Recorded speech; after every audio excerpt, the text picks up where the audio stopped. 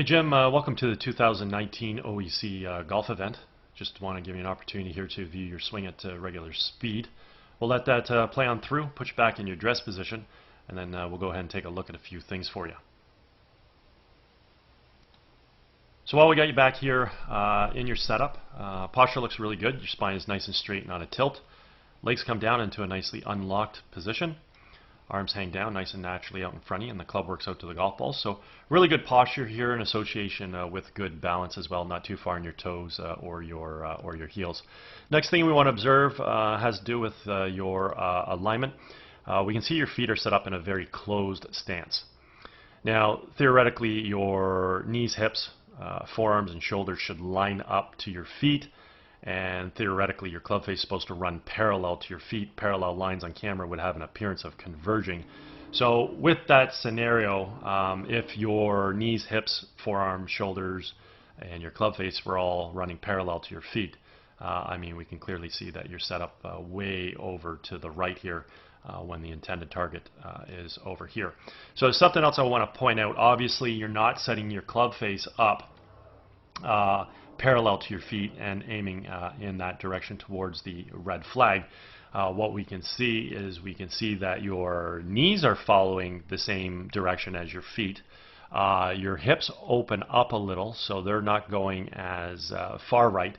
And then we definitely see with your forearms and your shoulders, your forearms and your shoulders are running parallel to the intended target. So at address, you're subconsciously telling yourself that, hey, my feet are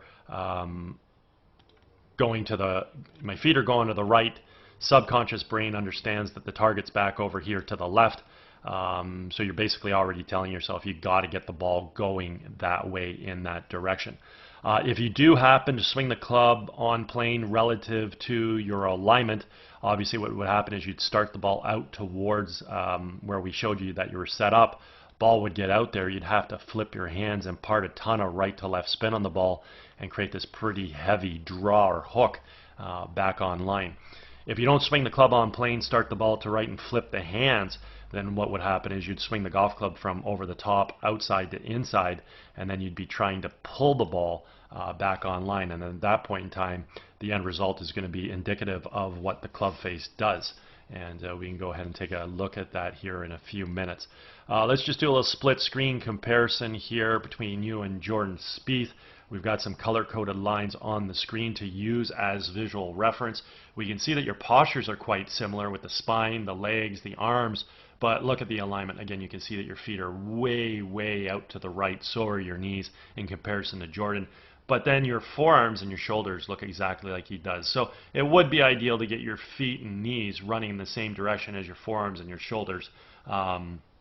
And that would be great. Now, as we go ahead and take a look at the golf swing, simply want to draw the golf club back by rotating our shoulders, bringing our arms and our hands back as well as the golf club. And we want to see the club coming back directly along the red line, which means the club is coming back on a proper swing plane. Through this point of the golf swing, we now want to incorporate some wrist hinge into play, where we're going to transition the club head from being below our hands to now being above. And now we're going to work the club from red up to yellow or blue. In Jordan's case, we're going to set the left arm and the golf club on the blue line. We're going to have full shoulder rotation, and we do this about a very stable right leg. If we go ahead and watch your backswing here, we're likely going to watch the club move underneath and inside the swing plane just because your feet are set up so closed. And as we draw that golf club out, that's exactly what we see here. We see the golf club moving well inside and underneath the swing plane. Really not that big of an issue as long as you get good wrist hinge and you still set your arms in a pretty decent position. An inside move isn't going to completely destroy your golf swing right here. So we can still see the clubs laid off and inside. We really haven't created a lot of wrist hinge at this point. So hopefully we start to see some more here shortly. We're starting to pick the club up a little. We do see the golf swing still very shallow. The arms are running right across your chest cavity. Right arm's very close to your core, your rib cage. So we're very congested with the arms. We are picking the arms up at this point now. Right arm starting to come off your body. So Ironically, you actually end up getting set in a relatively decent position. You're still in a shallow position. You know, your left arm slightly underneath the yellow line. At minimum, we'd like to see that left arm up on the yellow line, and like to obviously maintain a little bit better arm extension so your left arm isn't running across your chest cavity like this. But we have good turn, good stability on your right side. You've rotated off the posture that you had at address. You might be a little bit tall, but you've got some wrist hinge here. So we're in a pretty decent position to attack the ball. As we create our transition back in the ball, simply want to move our weight from our right foot to our left, fire the feet, knees, and hips to the target, unwind the core, and fire the hands. And in doing so, bringing the golf club from blue back down on top of red, which is where the club originated from. And that's exactly what we see here with Jordan Spieth. The golf club has returned back to plane. The other thing we want to point out is the relationship between the lead forearm and the golf club. We can see here that the club head is remaining above and behind his hands. Therefore, we're retaining angle, and this is what's going to allow us to create a lot of power in the golf swing, let alone the ability to hit the ball straight again, because that club has returned back to plane. With your transition back into the ball, you have an over-the-top move there a little bit with your hands, and you're also throwing the club away. So you're really not retaining as much angle as we're seeing with Jordan, or obviously the tour players who hit the ball plus 300 yards. You're sort of throwing that club away a little. But nice thing here is, you know, between your lead forearm and the club, you have your backwards check mark.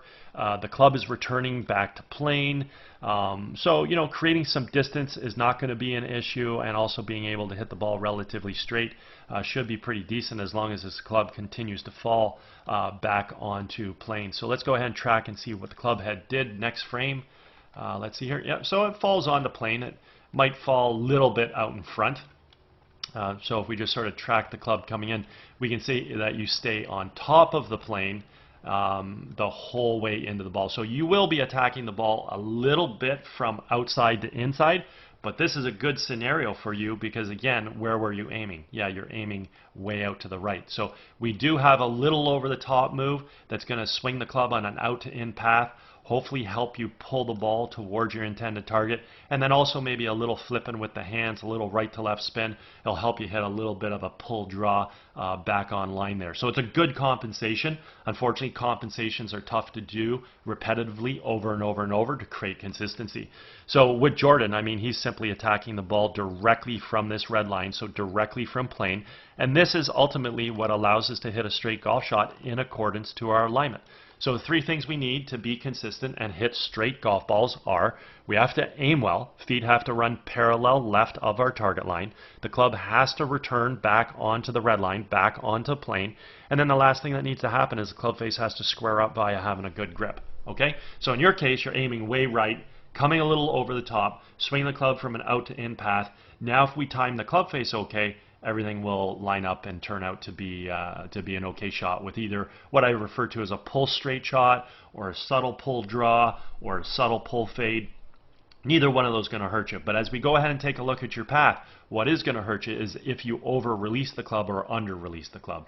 So at this point in time, we can take a look at the path of the club. We can see Jordan's club is inside the ball. It expands out to make contact, then moves through on a nice, natural, subtle arc.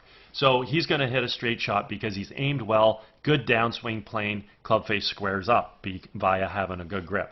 Your club is stuck outside the ball. It's dropping down and across. So there's your swing path. So like I'd already mentioned, if you square the club face up to that path, you're trying to pull the ball back on line. And again, if everything times up, again, you'll hit that pull straight shot or subtle pull draw or subtle pull fade. Neither one of those is going to hurt you. The issues arise when we over-release the club. What happens now is you hit pull hooks. Or if we under-release the club, then we hit pull fades or slices. Okay? So the timing has to be on to keep the ball flight within that dispersion zone of the blue arrows and the yellow arrows. As we keep coming through, your right heel's off the ground. It looks great at impact.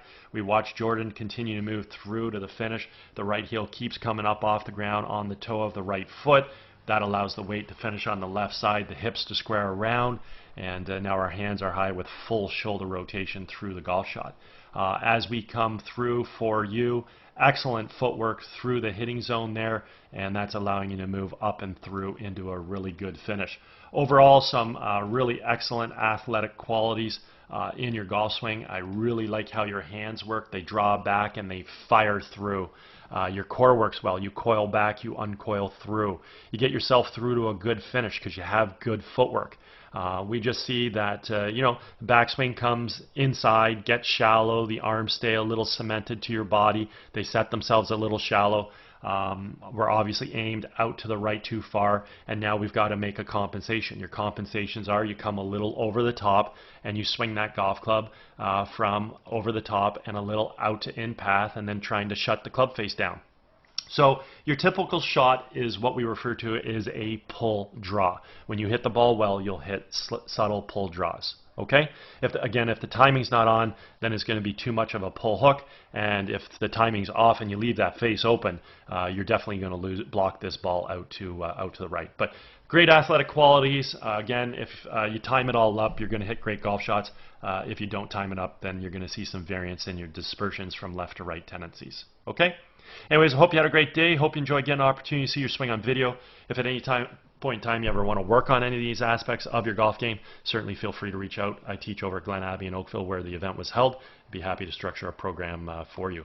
Also, if you sit on the committee for any events and you're looking for a unique gift to provide to your guests, also feel free to touch base and be happy to discuss those services. Anyways, hope you had a great day. Hope you enjoyed getting an opportunity to see your swing on video. Hope you had a great summer, and enjoy the rest of your fall here.